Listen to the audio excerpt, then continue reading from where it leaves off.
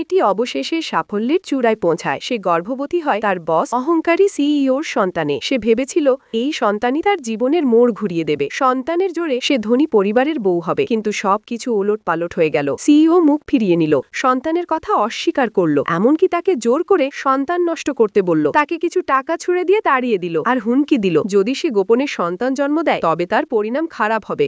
হতাশায় ভেঙে পড়া মেয়েটি যখন আর কোনো উপায় খুঁজে পাচ্ছিল না, তখনই খবর এলো সিইওর বিমান দুর্ঘটনা ঘটেছে, সে নিখোঁজ। এই সুযোগে মেয়েটি নিজের পরিচয় লুকিয়ে সিইওর বাড়ি চলে যায়, বিলাসবহুল জীবনযাপন শুরু করে। কিন্তু সুখ বেশি দিন টিকল না। একদিন হঠাৎই দারোয়ান ছুটে এসে জানাল এক সুখবর, স্যার মারা যাননি, তিনি ফিরে এসেছেন। মেয়েটির মুখ ফ্যাকাশে হয়ে গেল। যদি সে জানতে পারে আমি গোপনে তার সন্তান জন্ম দিয়েছি আর এখন তার বাড়িতে থাকি, তাহলে নিশ্চয়ই আমাকে মেরে ফেলবে। সে পালানোর পরিকল্পনা করছিল, কিন্তু দারোয়ান বলল, বৌমা ভয় পাবেন না, স্যার স্মৃতি হারিয়ে ফেলেছেন, আপাতত কিছুই মনে নেই। এটা শুনে মেয়েটির মুখে চাপা হাসি ফুটে উঠল এবং বলল, ও সে তো কিছুই মনে রাখতে পারবে না, সত্যি দুঃখজনক ব্যাপার। তার নাটকীয় অভিনয় দেখে দারোয়ানও ভাবল এই দুজন দম্পতির ভালোবাসা যেন সোনার মতো দৃঢ়। নারীটি সঙ্গে সঙ্গে দৌড়ে গিয়ে অচেনা সেই সিইওর বুকে ঝাঁপিয়ে পড়ল। সিইওর চোখে মুখে বিভ্রান্তি। এক নারীর মুখ তার মনে অজানা কিছু স্মৃতি জাগিয়ে তুলল। এই মেয়েটাকে আমি কোথায় যেন দেখেছি। নারী বুঝে গেল হয়তো তার স্মৃতি ফিরে আসছে। তখনই এক ধনী নারী ঘরে ঢুকে পড়ে, জানায় এই সময়টা সিইওর যত্ন নিয়েছিল তার পরিবারই।